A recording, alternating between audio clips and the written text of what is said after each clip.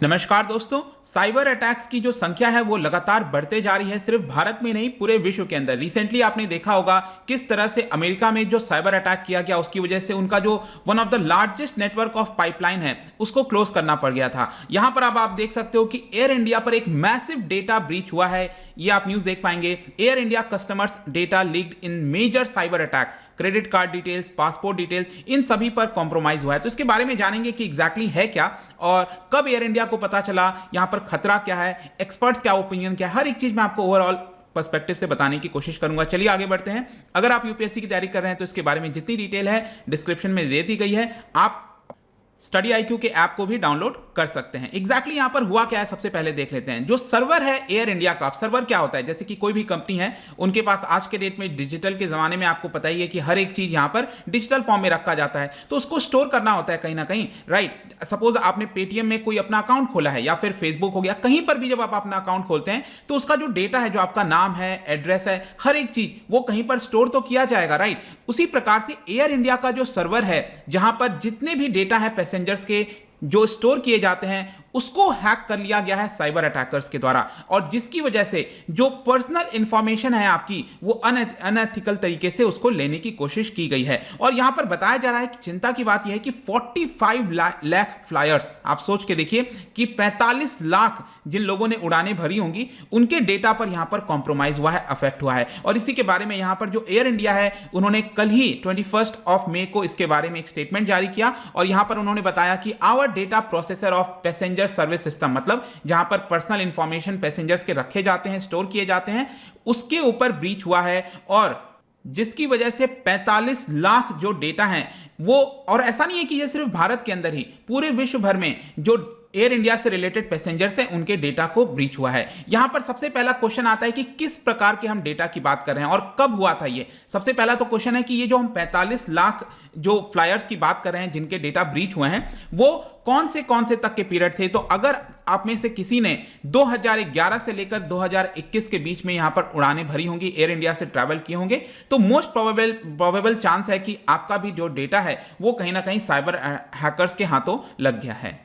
और इसमें type of data की बात करें तो जो एक तो नाम हो गया, ऑब्वियस सी बात है, date of birth, contact information, passport information हो गया, इसके अलावा जो एयर इंडिया फ्रीक्वेंट फ्लायर्स की डिटेल्स हैं, और ये सब छोड़िए, इसके अलावा जो क्रेडिट कार्ड डिटेल है, अगर आप बुक करते हो एयर इंडिया के वेबसाइट से और वहां पर अपना क्रेडिट कार्ड या फिर जो भी डेबिट कार्ड वगैरह आप डालते हो वो भी स्टोर हो गया है। लेकिन इसमें एक थोड़ा सा ध्यान रखिएगा एक चीज और, कि क्रेडिट कार्ड में या फिर कोई भी डेबिट कार्ड वगैरह में आपने देखा होगा जो सीवीवी नंबर होता है वो बहुत ज्यादा इंपॉर्टेंट होता है, और इसीलिए बार बार कहा जाता है कि आप इसको अपना छुपा कर रखिए, इसको किसी को रिवील मत करिए। तो जो सीवीवी नंबर है अगर वो आप देखोगे तो ये स्टोर नहीं किया जाता, जिसकी वजह से मोस्ट प्रोबेबली क्या ये हुआ ही होगा, सीवीवी नंबर आपका हाथों नहीं लगा है। ये एक सेफ साइड है जो आप कह सकते हो, जो कि स्टोर नहीं किया जाता, और हर बार आपको एक तरह से सीवीवी नंबर टाइप करना होता है जब भी आप ट्रांजैक्शन करते हो। और इसके अलावा यहां पर यह भी बताया गया है कि जो भी पासवर्ड है आपका, मतलब एयर इंडिया के जो भी लॉगिन वगैरह पासवर्ड्स होते हैं, उसको भी अफेक्ट नहीं हुआ है।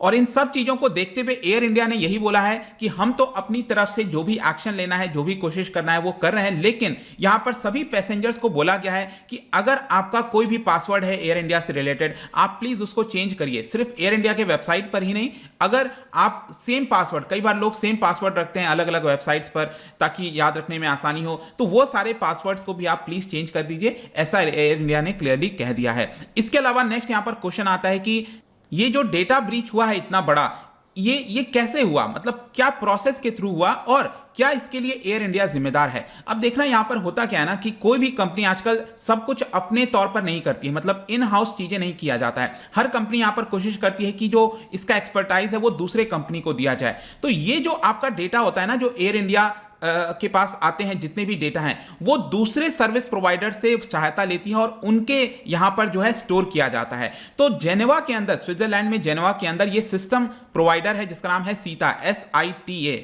और ये जो साइबर अटैक है बेसिकली आप समझो एयर इंडिया के ऊपर डायरेक्टली नहीं हुआ है, लेकिन यह साइबर अटैक हुआ है सीता के ऊपर जो जेनेवा के अंदर है। अब क्योंकि एयर इंडिया सर्विस लेती थी इससे, सीता से, इसकी वजह से एयर इंडिया का जो पूरा डेटा है एक तरह से 10 सालों का, वो यहां पर ब्रीच हो गया। आई होप कि यहां पर चीजें आप समझ रहे होंगे। और सीता से जब पूछा गया इसके बारे में तो उन्होंने भी कंफर्म किया कि that it was the victim of cyber attack, जिसकी वजह से यहां पर जो पैसेंजर्स के डिटेल हैं, सर्टेन इंफॉर्मेशन है, वो यहां पर लीक हो गई है। और जो सीता है मैं बता दूं ये back and network service provide करता है। और ये सिर्फ ऐसा नहीं है कि एयर इंडिया को प्रोवाइड करता है, बहुत सारे एयरलाइंस को, जैसे लुफ्तांसा, फिन एयर हो गया, British airlines, Singapore airlines, American airlines, बहुत सारे एयरलाइंस को ये प्रोवाइड करते हैं। और इन सभी एयरलाइंस ने भी एक कह सकते हो आपकी सिमिलर नोटिफिकेशन जारी किया है कि उनके डेटा में ब्रीच हुआ है। तो यहां पर इसी को देखते हुए एयर इंडिया ने भी ये नोटिफिकेशन कल बताया इसके बारे में, और तब जाकर हमें इसके बारे में जानकारी मिली है।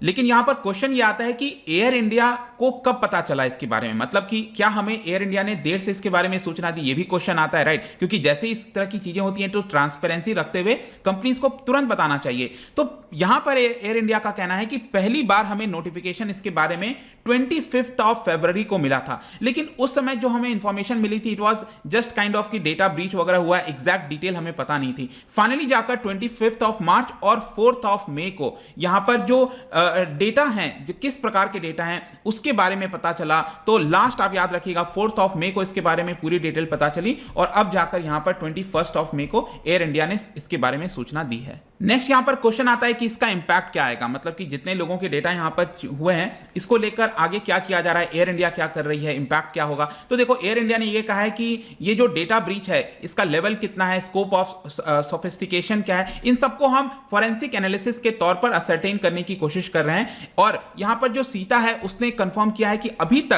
तक कोई भी अनऑथराइज्ड एक्टिविटी नहीं हुई है, मतलब एयर इंडिया का जो भी डेटा ब्रीच हुआ होगा उससे रिलेटेड अभी तक कोई भी अनऑथराइज्ड कोई एक्टिविटी हुई हो, या फिर डार्क वेब पर या फिर कहीं पर भी इसके इंफॉर्मेशन दिए जा रहे हो, बेचे जा रहे हो, ऐसा अभी तक यहां पर सामने नहीं आया है। लेकिन ऐसा नहीं है कि फ्यूचर में नहीं हो सकता, डेफिनेटली फ्यूचर में काफी चांसेस हैं कि यह हो सकता है। और इसी की वजह से एयर इंडिया जो है वो यहां पर अलग अलग जो रिस्क हो गया उसको यहां पर असेसमेंट करने की कोशिश करी, और इसके बारे में जो भी अपडेट होगा वो यहां पर फर्दर दे देंगे। इसके अलावा एयर इंडिया ने कहा है कि हम कई सारे स्टेप्स ले रहे हैं, जैसे कि सबसे पहले तो जहां पर हमारा डेटा कॉम्प्रोमाइज हुआ था उसको सिक्योर करने की कोशिश कर रहे हैं, उसको वापस से ठीक से करने की कोशिश कर रहे हैं। इसके अलावा जो साइबर सिक्योरिटी से रिलेटेड स्पेशलिस्ट हैं उनको यहां पर लाया जा रहा है ताकि चीजों को सुधारा जा सके। और यहां पर एयर इंडिया ने यह भी बोला है कि जितने भी क्रेडिट कार्ड इशुअर्स हैं उनको भी इसके बारे में नोटिफाई कर दिया गया है ताकि एटलीस्ट उनको यहां पर सूचना मिल सके। और जितने भी पासवर्ड्स वगैरह हैं उसको हमने एक बार के लिए रीसेट कर दिया। देखिए ये तो एयर इंडिया है और सीता है,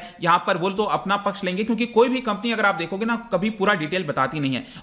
ऑल्दो यहां पर तो क्या है कि एयर इंडिया ने बता दिया इसके बारे में, लेकिन ज्यादातर कंपनी इसको जल्दी से रिवील नहीं करना चाहती, और रिवील करती भी है तो एग्जैक्ट क्या हुआ होगा, कितना डेटा ब्रीच हुआ होगा, उसका पूरा इन डेप्थ चीजें नहीं बताया जाता है। तो इसी के लिए जो एक्सपर्ट्स के व्यू हैं, इंडिपेंडेंट व्यू हैं, उसको हमें जानना जरूरी हो जाता है। तो एक्सपर्ट्स का यहां पर जो व्यू है वो ये बताया जा रहा है कि अभी तक तो यहां पर जो डार्क वेब होते हैं, डार्क वेब क्या है, एक ऐसी जगह जहां पर इस तरह के जो डेटाज होते हैं, जो गलत चीजें होती हैं, वो बाइंग एंड सेलिंग की जाती है उसकी, वहां पर आप कह सकते हो। तो अभी तक तो इसका जो डेटा है उसकी बाइंग एंड सेलिंग हमें देखने को नहीं मिली है।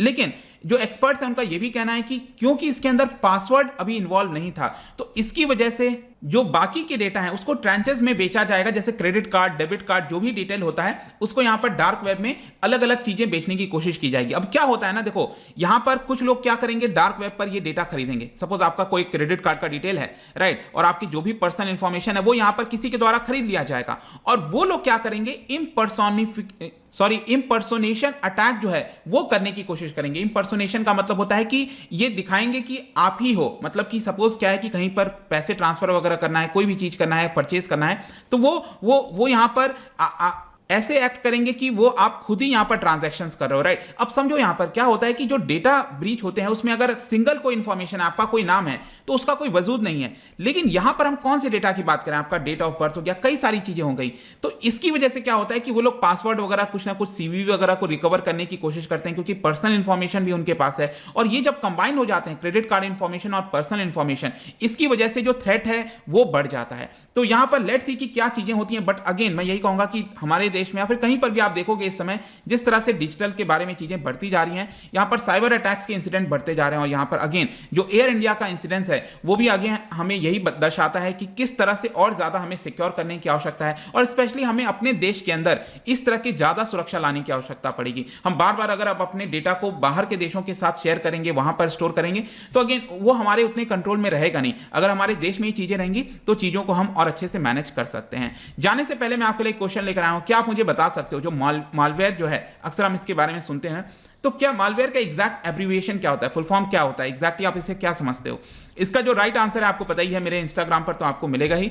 अगर आप वहां पर नहीं हो कोई बात नहीं, टेलीग्राम से ले सकते हैं इसका राइट आंसर। और भी कई सारे सोशल मीडियाज पर आप उनसे जुड़ना चाहते हैं, पीडीएफ लेना चाहते हैं टेलीग्राम वगैरह पे, आप जाकर ले सकते हो। अगर आप इकोनॉमी पढ़ना चाहते हैं मुझसे या फिर यूपीएससी की तैयारी कर रहे हैं, तो जैसा मैंने बताया डिस्क्रिप्शन में आपको सारी जानकारी मिल जाएंगी, आप हमारे ऐप को डाउनलोड कर सकते हो। आई होप कि ये वीडियो आपको पसंद आया होगा। मिलता हूं आपसे next time, till then thank you very much, see you soon.